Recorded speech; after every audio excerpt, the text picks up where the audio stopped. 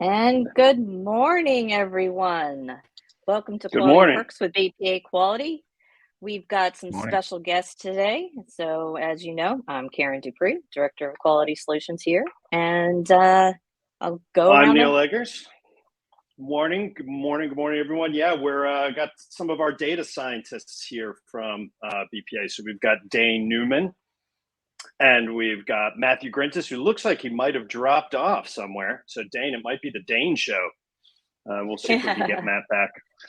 But Dane is Insight Product Manager. He's been with us for about 9.5 years, and he is out of our UK office. Good morning, Dane. Good morning. Thanks for having me on today. How are you?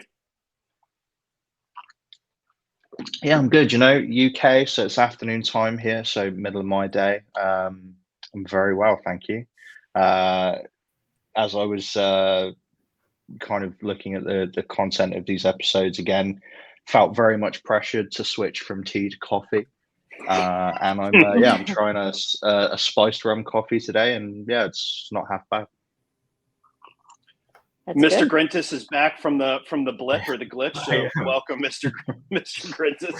Well, Thank welcome you, to the We were- Matrix. We were just finishing introduction. So Matt, Director of Analytics, and he's been 13 years here at BPA. So between Karen is 13 plus, I'm 10 plus, and with Dane and Matt, we've got like over 45 years of experience. That's rough math. That's a good thing we brought the data scientists with us. So lots of experience on the call today. So Dane has graciously made the switch from tea to coffee for us today. Matt, what are you drinking today? Oh, I'm drinking very bad coffee, and I apologize. I didn't spruce up my coffee game in advance of today's session. I'm drinking Starbucks decaf house blend, so nothing fancy. This is the second cup of the day. So the first is caffeinated, second is decaf. We could do another decaf maybe in the afternoon, but otherwise it's a bit too much. I understand. Yeah, today's mug though is Neil, you don't understand. No, I don't actually understand that. That makes no sense to me whatsoever. But what about your mug, Matt? Oh, so Sorry. my favorite thing to do when I can is camping and hiking up in the woods, up in the mountains, especially in the winter. Love going snowshoeing and camping out in lean-tos that we can find. The best part of that tradition, maybe not the best part, but one of my favorite parts of that tradition is on the way out of the woods, trying to find the greasiest greasy spoon in whatever small country town we're nearest to, and filling up on the biggest eggs and bacon breakfast we can before heading back home. So this is from the Catskill Mountain store, which was exactly that, a greasy spoon where we had a massive breakfast. And I took this souvenir so that I can long for camping while I'm here in the sunny office today. Right. Excellent. That's good. That's good. Karen, what do Excellent. you have? I have an organic rainforest blend. Here we go. And it's environmentally friendly, as you can see. So it is recyclable, biodegradable, and it is very delicious. It sounds delightful. Yes. We were talking earlier how I committed a Quality Perks faux pas and accidentally threw out the bag of coffee that I'm drinking from. So I'm just going to show my mug today. It's Stumptown coffee from Portland. So I threw out the bag, put the beans in one of those Air Saver things, and well, what do we do? Yeah, so Matt, on previous episodes, we've talked about coffee consumption, and I'm just throughout the day. So it's anywhere between 6 or 8 cups of coffee a day. So the one regular and then one decaf is just, if my parents are watching, I'm sure It's unfathomable. Well, this decaf is just for you. This normally wouldn't be part of the routine in the morning. So this is a special extra decaf cup in the morning. We appreciate that. Just for the show. Just for the show. So getting down to business a little bit, thank you both for joining us. You represent part of our data scientist team. And we were talking a little bit earlier, and I really just have to ask Dane the question. Dane, what is it you do? I feel like that's very much a Chandler Bing question where I can't quite articulate it. However, I'll give it my best try. So essentially, I'm at heart, I'm a data journalist and a data storyteller. In the world of very powerful tools that give us great data and analytics, it's very, very good to have.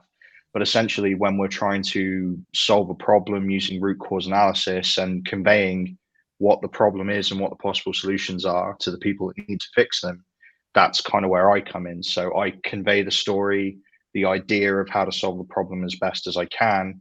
Our data scientists and our analysts, they work in the background with the data. They do a fantastic job. They give us the framework of where we should be looking. And then myself and my team, we're really the subject matter experts with the customers that we work with, within their processes, within their culture. And, we work to do that. We make sense of the data and, tell them the story of that data, where it aligns, where it doesn't align, what did we find, and more importantly, sometimes what don't we find, to kind of help customers arrive at systemic recommendations on how to improve their business operations or their customer experience. And that's really kind of what we've been doing for a while now. And Dane, that's interesting. Oh, sorry, Neil. No, I was just going to ask, probably the lead-in to sort of the Matt and Dane Venn diagram. Where do the two of you overlap? Yeah, so it's really in those business insights projects. I'm glad you mentioned that, Neil. So, my team, my very small and capable team, we leverage the speech analytics technology that we have available, along with all the other data that's available to us through traditional call quality, through whatever data our clients are willing to share, especially things like CSAT and other important KPIs. And really what we try to do, as Dane mentioned, is look for problems to solve. Sometimes our clients come to us with those problems, and sometimes we have to go find them ourselves. But where the real value is in the confluence of the technology and the human listening. So what Dane described and what my team do, when we combine those two aspects of call quality, we can really drill down into root cause analysis and make clear and concise recommendations for how our customers can move the needle on whatever it is that they're trying to do, be it improve that customer service, that experience, be it impact the bottom line with fewer repeat calls, shorter calls, fewer holds and transfers, and all of that. So it's really exciting that we've been working much more closely together lately, so that we can use the expertise of our teams in solving some of the same problems. Sure. And Dane, can you walk us through a little bit of the process of reaching those outcomes?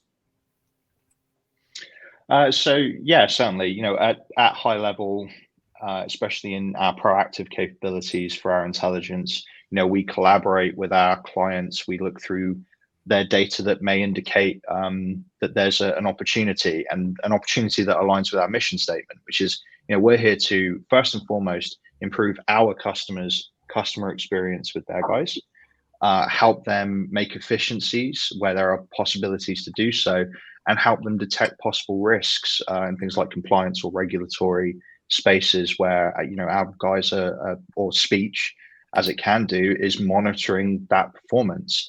Our data team will take all of those metrics, look at things like aggressive spikes or dips, long-standing trends, and predict where those trends are going, to essentially provide us with lists of opportunities where we can say, hey, by the way, this item here, we're predicting a 10% drop in CSAT from what we're seeing, and there's a chance that this is going to end in 2,000 more unsuitable customers.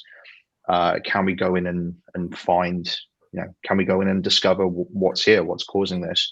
We actually provide proposals with some of our clients where we'll hand them a few examples and say, which one would you like us to go after?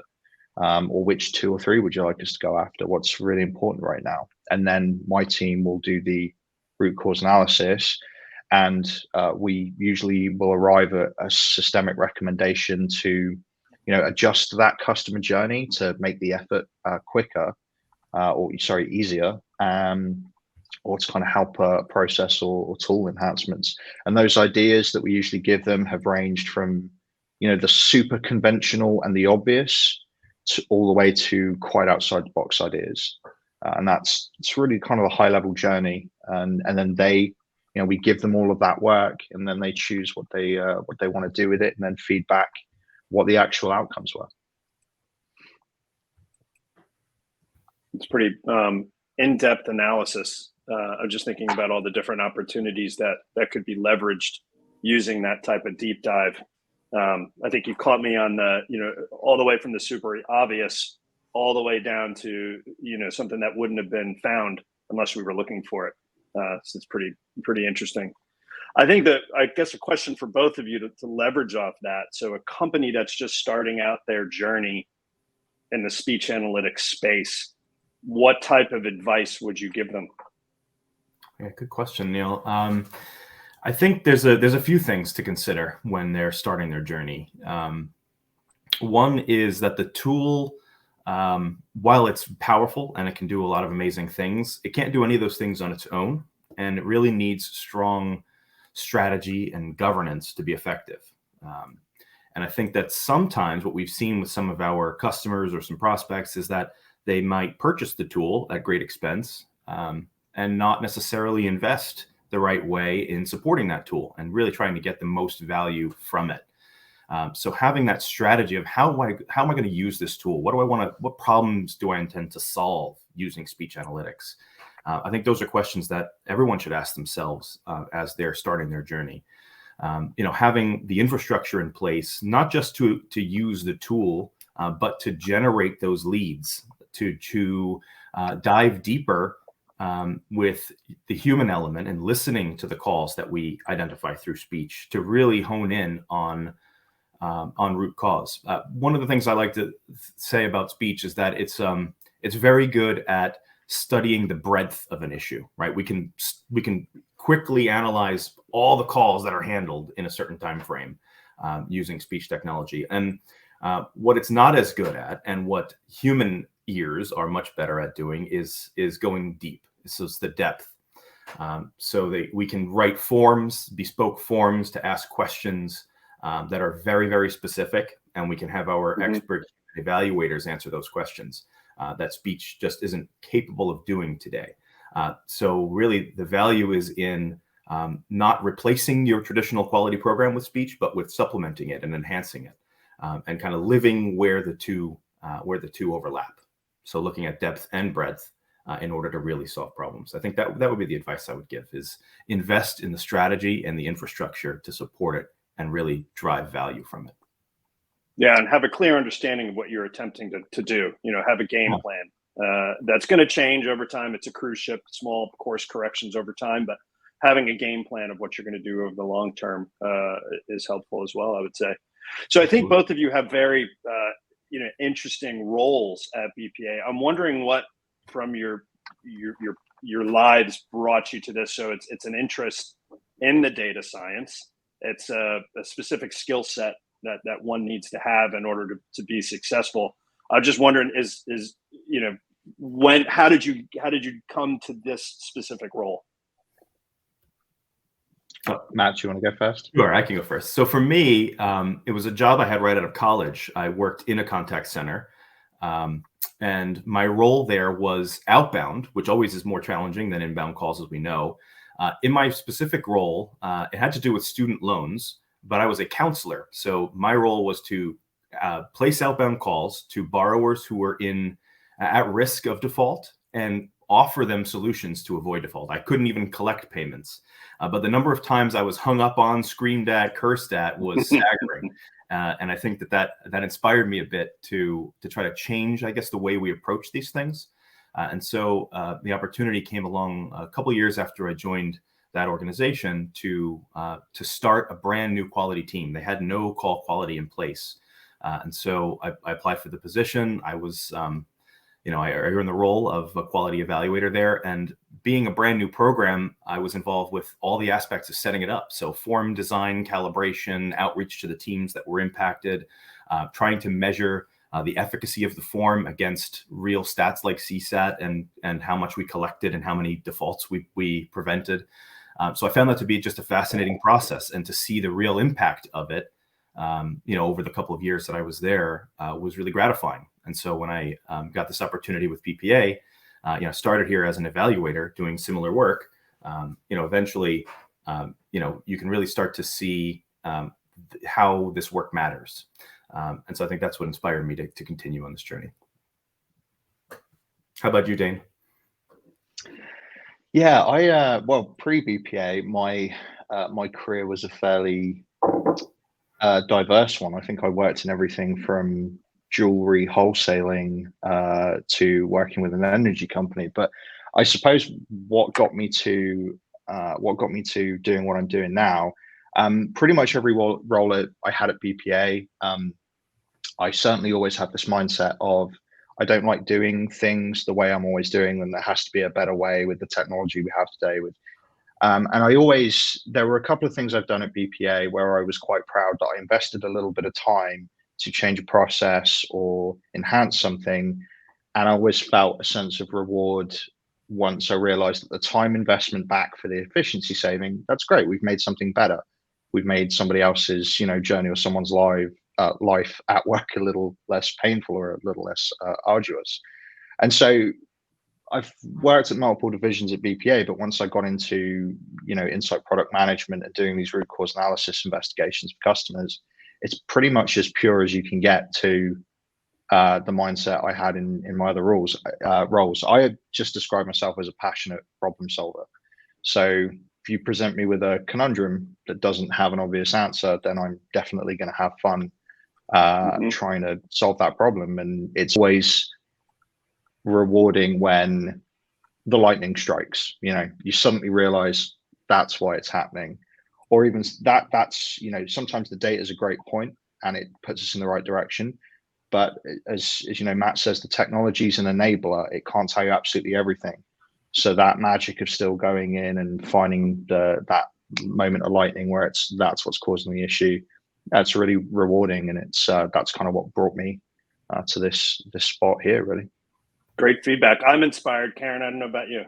I absolutely am. I definitely need to get smarter when it comes down to the analytics side of things.